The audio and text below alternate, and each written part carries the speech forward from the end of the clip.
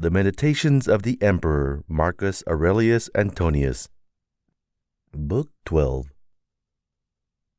All that you desire to compass by devious means is yours already, if you will but freely take it. That is to say, if you will leave behind you all that is past, commit the future to Providence, and regulate the present in piety and justice. In piety that you may love your appointed lot, for nature give it to you, and you to it. In justice, that you may speak the truth without constraint or guile, that you may do what is lawful and proper, that you may not be hindered by the wickedness of others, or by their opinion, or their talk, or by any sensation of this poor surrounding body, for the part concerned may look to that. If then, now that you are near your exit, setting behind you all other things, you will hold alone in reverence your ruling part, the Spirit divine within you. If you will cease to dread the end of life, but rather fear to miss the beginning of life according to nature, you will be a man worthy of the ordered universe that produced you. You will cease to be a stranger in your own country, gaping in wonder at every daily happening, caught up by this trifle or by that. God beholds all souls bare and stripped of these corporeal vessels, husk and refuse. By his intelligence alone, he touches that only which has been instilled by him and has emanated from himself. If you would but inure yourself to do the like, you would be eased of many a torment. For he who regards not the surrounding flesh will not waste his leisure in thinking about vesture, house, or fame, or other mere external furniture or accoutrement. 3 parts there are of which you are compact: body, soul, intelligence. Of these the 2 first are yours insofar as they must have your care. The 3rd only is properly your own.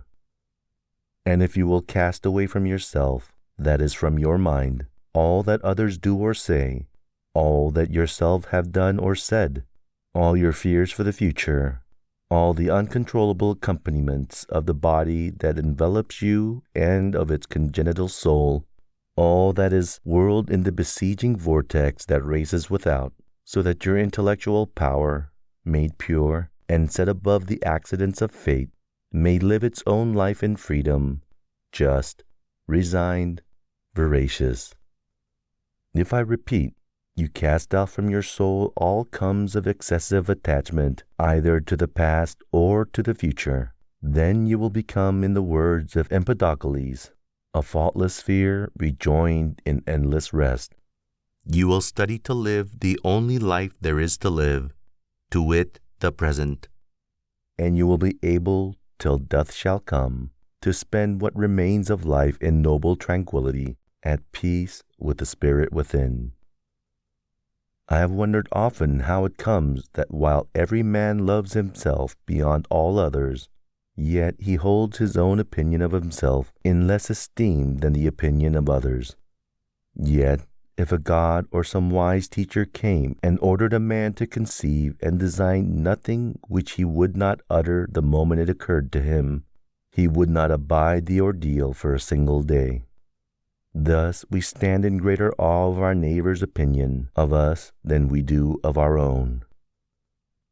How can it be that the gods, who have ordered all things well for man's advantage, overlooked one thing only, to wit that some of the best of mankind, who have held the closest relations with things divine, and by pious works and holy ministry became intimate with the divinity, once dead, should arise no more, but be altogether extinguished? If this be truly so, be well assured that, if it ought to have been otherwise, they would have made it otherwise. Had it been right, it would have been practicable, and had it been according to nature, nature would have effected it. From it not being so, if it really not be so, be persuaded that it ought not to have been. You see that, in debating this matter, you are pleading a point of justice with the gods. Now we would not thus plead with the gods, were they not perfectly good and just, And if they are so, they have left nothing unjustly and unreasonably neglected in their administration. Essay even task that you despair of executing. The left hand, which in other things is of little value for want of use, yet holds the bridle more firmly than the right, for in this it has practice. Consider how death ought to find you, both as to body and as to soul. Think of the shortness of life, of the eternities before and after, and of the infirmity of all material things. Contemplate the fundamental causes stripped of disguises. Think what pain is, what pleasure is, what death, and what fame.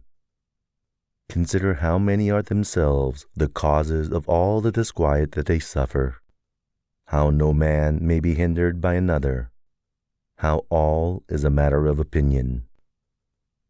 In the use of principles, we should be like the pugilist rather than the swordsman, for when the latter drops the sword which he uses, he is undone.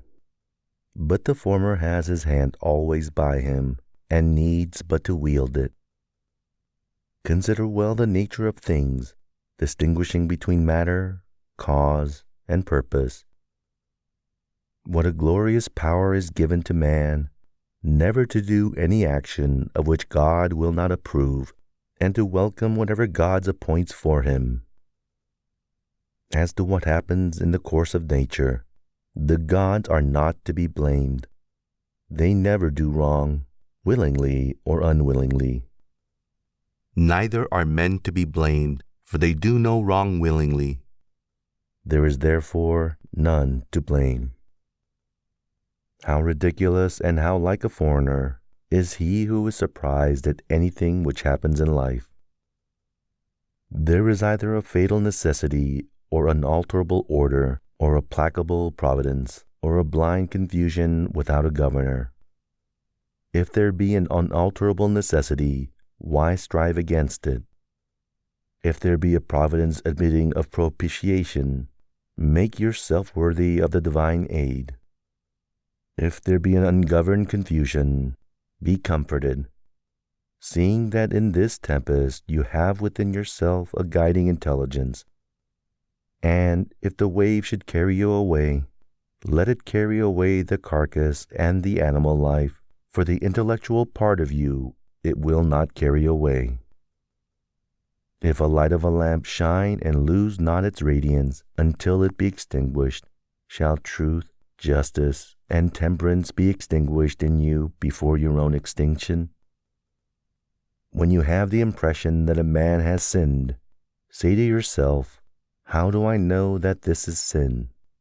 And if he has sinned, consider that he stands self-condemned, and thus, as it were, has torn his own face. He that would wish the wicked not to sin is like the one who would have the fig tree not have juice in its figs, would have infants not cry, horses not nigh, and other inevitable things not happen. What shall the wicked man do, having a wicked disposition? If you are so keen, cure it. If a thing be not becoming, do it not. If not true, say it not. Endeavor always to see in everything what it is that causes your impression, and unfold it by distinguishing the cause, the matter, the relation to other things, and the period within which it must cease to exist. Perceive at last that there is within you something better and more divine than the immediate cause of your sensations of pleasure and pain. Something, in short, beyond the strings which move the puppet. What is now my thought? Is it fear, suspicion, lust, or any such passion? In the first place, let nothing be done at random or without an object. In the second, let your object never be other than the common good. Yet a little, and you shall be no more. Nor shall any of these things remain which you now behold, nor any of those who are now living. It is the nature of all things to change, to turn, and to corrupt. in order that other things may, in their course, spring out of them. Reflect that everything is matter of opinion. An opinion rests with yourself. Suppress then your opinion what time you will, and like the one who has doubled the cape and reached the bay, you will have calm and stillness everywhere, never a wave. Any one natural operation, ending at its proper time, suffers no ill by ceasing, nor does the agent therein suffer any ill by its thus ceasing.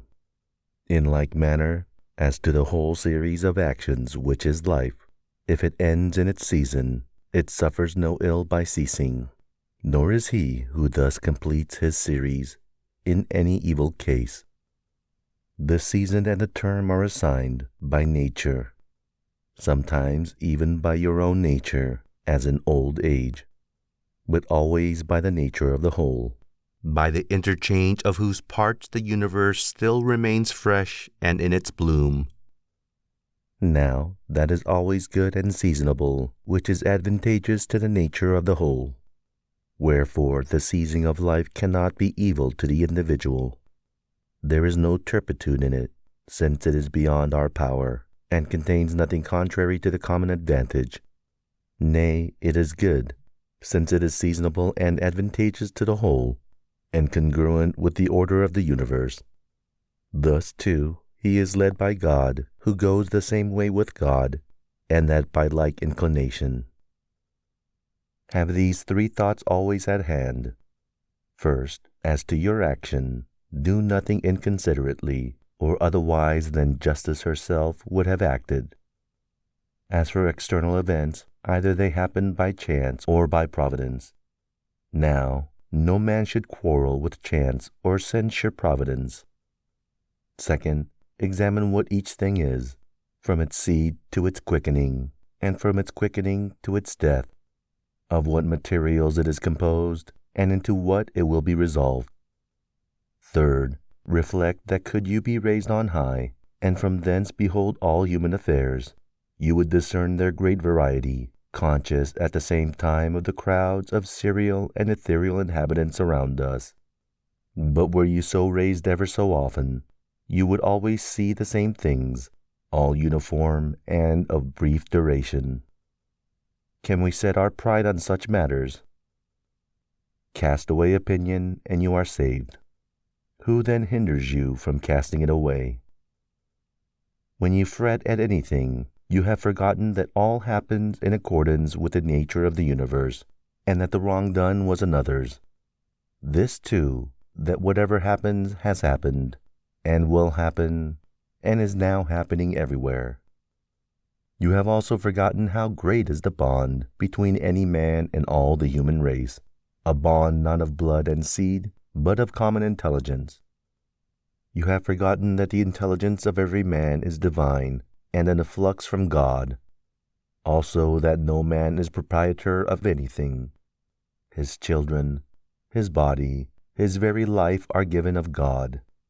You have forgotten, too, that everything is matter of opinion, and that it is the present moment only that one can live or lose. Bring to frequent recollection those who have grieved about anything overmuch, those who have been preeminent in the extreme of glory or misfortune, in feuds or other circumstances of fate. Then stop and ask, where are they all now? Smoke and ashes, and an old tale, or perhaps not even a tale. Pass them all in review. Fabius Cantolinus in the country, Lucius Lupus in his gardens, Stertinius at Baiae, Tiberius at Capreae, Velius Rufus, and in fine all eminence attended with the high regard of men. How cheap is all that is so eagerly pursued, and how much better does it become a philosopher to show himself, in the part of the material world allotted to him, just, temperate, and obedient to the gods, and this with simplicity, for most intolerable of all is the pride of false humility. To those who ask, where have you seen the gods, and how assured yourself of their existence, that you worship them? make this reply. First, they are visible, even to the eye. Again, my soul I cannot see, and yet I reverence it. Thus, too, as regard the gods, I continually feel their power, and so I know that they exist, and I worship them. The safety of life is to see the whole nature of everything, and to discern the matter and the form of its constitution. Also to do justice with all your heart, and to speak the truth. What remains but to enjoy life, adding one good to another, so as not to lose the smallest interval? There is but one light of the sun, although it be scattered upon walls and hills, and a myriad other objects. There is but one common substance, although it be divided among 10,000 bodies, having as many different qualities. There is but one soul, though it be distributed among countless different natures and individual forms. There is but one intelligent spirit, although it may seem to be divided. The other parts of these individuals of which we have spoken, such as breath and matter, are void of perception and of mutual affection. Yet even they are held together by the intelligent spirit and gravitate together. But intelligence has a special tendency to its kind, and unites therewith, and the community of feelings is not broken. What do you desire? To live on? Or is it to feel or to desire? To grow and decay again? To speak or think? Which of all these seems worthy to be desired? And if each and all of them is despicable, proceed to the last that remains, to follow reason and God. Now, it is repugnant to reverence for reason, and for God to grieve at the loss by death of these other despicable things. How small a part of the boundless immensity of the ages is allotted to each of us, and presently that will vanish in eternity. How little is ours of the universal substance, how little of the universal spirit. On what a little clod of the whole earth do we creep. Consider all this, reckon nothing great except to act as your nature leads you, and to endure what universal nature brings to pass. How is it with your ruling part? On this all depends. All other things, within or without our control, are but corpses, dust, and smoke. This, most of all, must rouse you to despise death, that even those who held pleasure to be good and pain to be evil nevertheless despised it. To him who holds that alone to be good, which comes in proper season, who cares not whether he has acted oftener or less, often according to right reason, to whom it makes no difference whether he behold the universe for a longer time or a shorter, for this man death also has no terror. You have lived, O man, as a citizen of this great city. Of what consequence to you whether for 5 years or for 3? What comes by law is fair to all. Where then is the calamity, if you are sent out of the city, but no tyrant or unjust judge, but nature herself who had first introduced you, just as the praetor who engaged the actor again dismisses him from the stage? But, say you, I have not spoken my 5 acts, but only 3. True, but in life 3 acts make up the play. For he sets the end who was responsible for his composition at the first, and for its present dissolution.